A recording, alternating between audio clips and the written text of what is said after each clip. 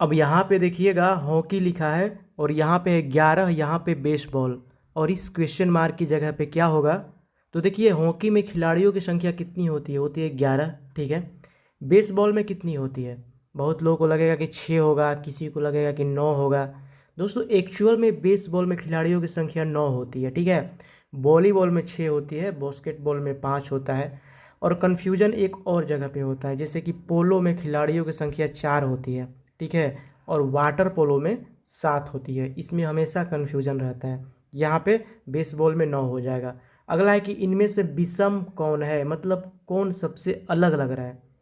तो जैसा कि आप देख सकते हैं ये खेल के नाम है, क्रिकेट हो गया, हॉकी हो गया, फुटबॉल हो गया और खो खो हो गया।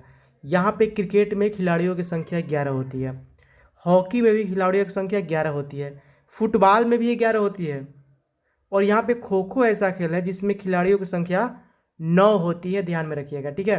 तो इसलिए ये डिफरेंट है, बिल्कुल अलग है, समझ गए। अगला है कि मैं लाइन में दोनों तरफ से 10वां हूँ। दोनों तरफ से मतलब एक बंदा है जो लाइन में खड़ा है, बोल रहा है कि इधर से भी 10वां नंबर पे आ रहे हैं, इधर से ऐसे ऐसे गिनने पे भी 10वां नंबर पे, और इधर से भी गिन रहे हैं तो 10वां नंबर पे।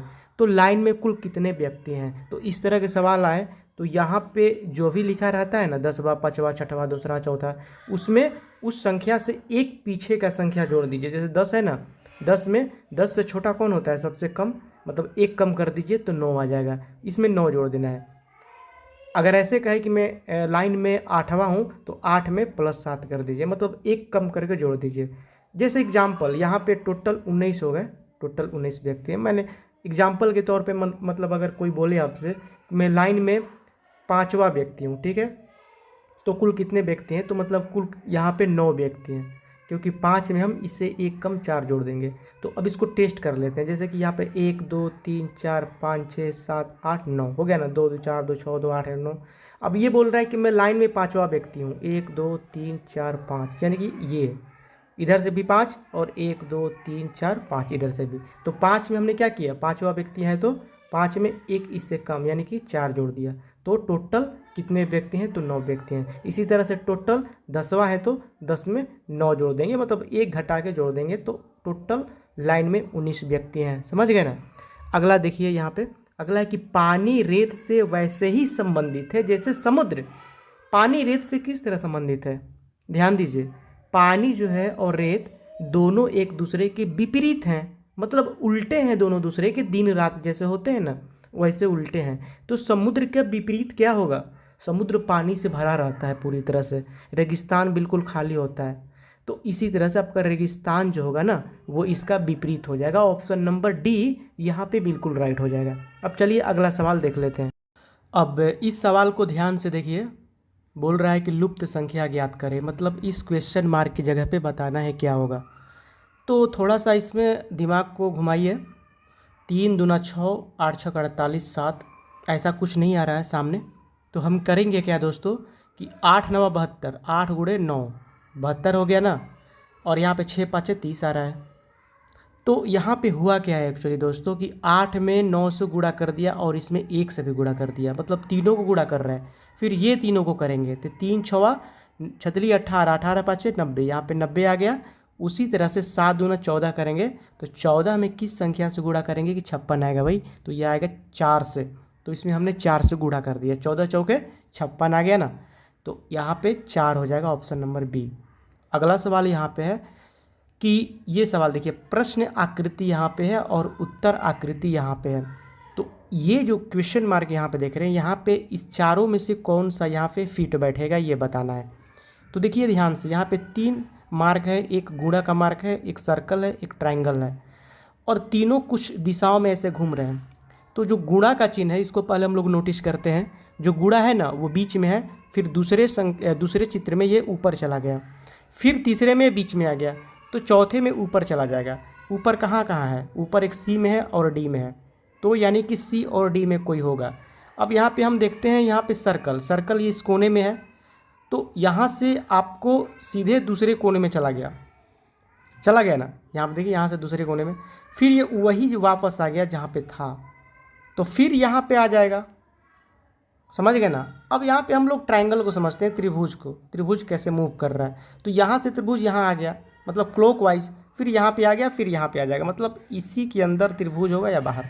तो इस तरह का सिचुएशन केवल इन 2 चित्रों में अगर देखा जाए, जो कि मैंने पहले ही छांट लिया है, तो इसमें केवल यही ऐसा है ऑप्शन सी जिसमें ये चीज़ें अवेलेबल है। ठीक है, तो ये यहाँ पे गुणा भी है और यहाँ पे त्रिभुज और ये दोनों पढ़ रहा है। अगर वीडियो समझ में ना आए तो थोड़ा सा बैक करके भी देख सकते हैं, ऑप्शन सी यहाँ पे राइट हो जाएगा। ठीक, अब चलिए अगला सवाल देख लेते हैं। अगला है कि दिए गए शब्दों को सार्थक क्रम में रखिए। सार्थक मतलब कि एक प्रक्रिया होती है किसी चीज़ की, जैसे कि पौधा होता है पहले, फिर बड़ा होता है, पेड़ बन जाता है, तो ऐसे होता है ना, एक प्रक्रिया से गुजरती है कोई चीज़ें। हम लोग बालक रहते हैं, पहले शिशु अवस्था होती है, फिर बाल्यावस्था होती है, फिर यौवनावस्था, किशोरावस्था, ऐसे कर करके फिर आगे बढ़ता है वृद्धावस्था। उसी तरह से इसमें बताना है आपको। तो सबसे पहले क्या होगा, आपको क्या लगता है दोस्तों? तो सबसे पहले देखिए, यहाँ पे सबसे पहले तो जल रहता है। ठीक है, सबसे पहले जल होगा, फिर लास्ट में बारिश होता है ना, पहले जल होता है, लास्ट में बारिश होता है, तो पहले जल होगा। ठीक, तो पहले जल होगा, उसके बाद जल का क्या होता है, वाष्पन होता है, जल का जल वाष्प में तब्दील होता है। ठीक है, तो जब वाष्प में तब्दील होगा तो फिर वो जाकर के आकाश में बादल बन जाता है। पहले जल है, फिर उसका वाष्पीकरण हुआ, वेपराइजेशन हुआ, फिर वो जाकर के क्लाउड बन गया। तो उसके बाद जो होता है ना, उसके बाद संघनन की प्रक्रिया होती है, तब जाकर के बारिश होती है। संघनन क्या होता है? संघनन होता है कि पानी का जो भाप होता है ना, वापस पानी में जो बदलने की प्रक्रिया होती है, वो संघनन होती है। मतलब जो यहाँ से वाष्प ऊपर गया आकाश में, पहले तो पानी था, फिर वो उड़ करके गर्म होकर के आकाश में वाष्प बन के चला गया, तो फिर वहाँ से नीचे आएगा ना, तो जो नीचे आने के पहले वाष्प जब पानी में बदलेगा ना, वो संघनन होता है। तो यहाँ पे ऑप्शन सी आपका राइट हो जाएगा। ऐसे आप बोल सकते हैं कि पानी का वाष्प वापस पानी में बदलने की जो प्रक्रिया होती है वो संघनन होता है। अब अगला देखिए, अगला सवाल है कि यहाँ पे 4 है, 8 है। अब इस सवाल को ध्यान से देखिए, यहाँ पे 4 है ना, 3 है, 5 है, 8, 16, 5, 12, 24 क्वेश्चन मार्क। यहाँ पे क्या होगा इस क्वेश्चन मार्क की जगह पे? यहाँ पे 35 कैसे आया? 5, 3, 4 में हमने ऐसा क्या कर दिया भैया, ऐसा क्या लोचा हो गया कि 35 आ गया? तो देखिए 5 7 35 ऐसा तो हमको लग रहा है, तो 4 और 3 को अगर ऐड करते हैं हम तो 5 7 35 हो जाएगा ना। बनाते बनाते देखिए प्रैक्टिस हो जाता है, आपको खुद एहसास हो जाएगा। 5 × 7 5 हमें दिखाई दे रहा है ऑलरेडी, और इसको जोड़ेंगे 7 ऑलरेडी दिखाई दे दिया, तो यहाँ पे 5 7 35। इसी तरह से 24 5 120 हो गया, तो इनको जोड़िए, 24 × 34 2 36, 36 में किससे गुणा करेंगे तो 144 आएगा। तो 36 में जब 4 से हम गुणा करते हैं ना तो 144 आता है। तो यहाँ पे ऑप्शन नंबर सी हो जाएगा, क्योंकि यहाँ पे 4 होगा, तो ये हो जाएगा। ठीक, तो चलिए अभी के लिए बस इतना ही रखते हैं सवाल, और वीडियो अच्छा लगे तो लाइक करना मत भूलिएगा और चैनल को सब्सक्राइब करना। तो अभी के लिए बस इतना ही, मिलते हैं आपसे वीडियो के साथ, तब तक लिए इजाज़त दीजिए। जय हिंद, जय भारत।